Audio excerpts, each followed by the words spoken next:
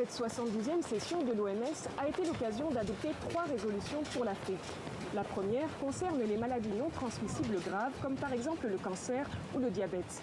Il s'agirait d'ici 2030 de mettre en place des dispositifs et des soins plus accessibles aux populations selon l'OMS. La deuxième résolution parle des facteurs environnementaux comme par exemple la pollution ou le changement climatique.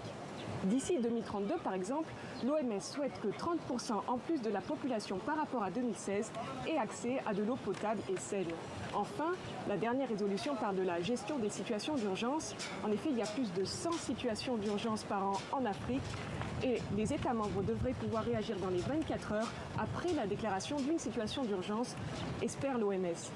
C'est justement l'occasion de faire le bilan du Covid. En Afrique, le Covid a fait plus de 170 000 décès et en tout, 12,3 millions de personnes l'ont contracté.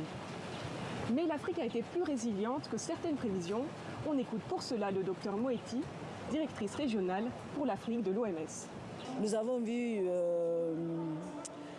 les décisions politiques très rapidement prises à très haut niveau par les dirigeants africains, les politiciens africains. Ça a beaucoup aidé, à mon avis. Ils ont pris des décisions difficiles pour fermer la vie normale, ça veut dire.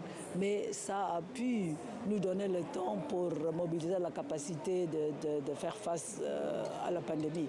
L'OMS ajoute aussi comme raison que l'Afrique possède une population jeune, moins densément peuplée, et qu'elle a déjà été habituée à faire face à d'autres épidémies.